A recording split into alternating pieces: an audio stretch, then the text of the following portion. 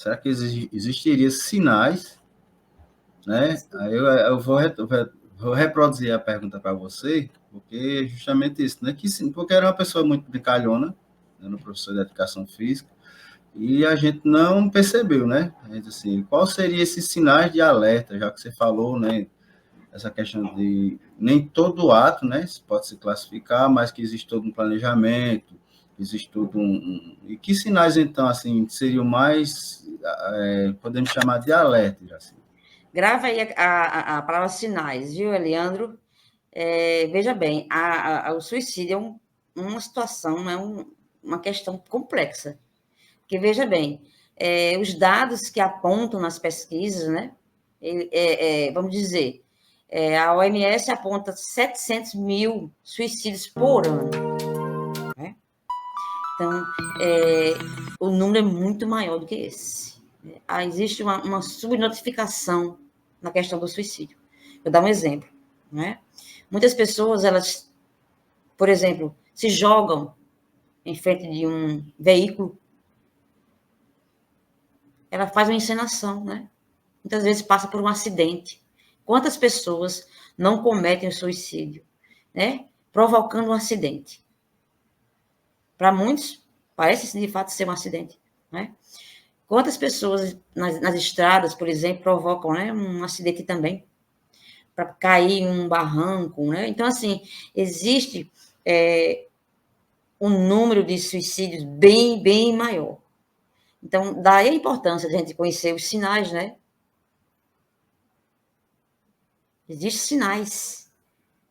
A gente precisa, assim, estar ciente de quais são. Por isso que é importante essa sua pergunta, Eliandro. Os sinais, a gente pode perceber na questão da situação, na questão dos pensamentos, na questão do humor e do comportamento. 4 aspectos que a gente pode observar. Né? Então, que situações seriam essas, né? Que sinalizam para a questão da produção, da ideação suicida? Que a gente pode chamar de fatores, né? Fatores de risco. Então, por exemplo, términos de namoro, né? Término de casamento, especialmente se é uma relação já bem avançada, né, de vários anos, né? O desemprego, uma situação de desemprego, uma situação de derrocada financeira. Agora, os sinais, eles são diferentes, né?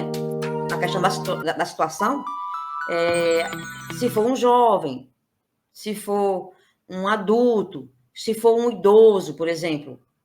Então, alguém que aposentou-se, por exemplo.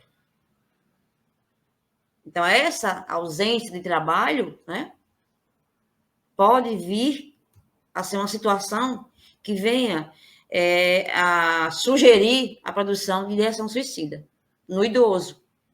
Por exemplo, a companheira que vai embora, né? Então, as perdas de entes queridos, tanto como no idoso, no jovem, né? E no adulto, pode ser um sinal que venha a sugerir a produção de ideação suicida. Então, são sinais. Se você tem um amigo, se você tem um parente, se você tem um vizinho, né, que ele está passando por uma situação de desemprego, né, ele vai estar com as finanças desorganizadas. Então, é um fator de risco. Isso não quer dizer que todas as pessoas que estejam desempregadas, né, ou que tiveram uma relação, né, desmanchada, né, que ele vá cometer o suicídio. Que é uma questão bem interessante. Né? Eu estou falando de situações de risco, são sinais. Então, se eu vejo alguém desempregado, se eu vejo alguém que terminou uma relação, alguém que se divorciou, alguém que está com dificuldade financeira, né? É um sinal de risco. Então, a gente conhece pessoas que a gente atende, né? Que cometeu suicídio porque terminou um namoro.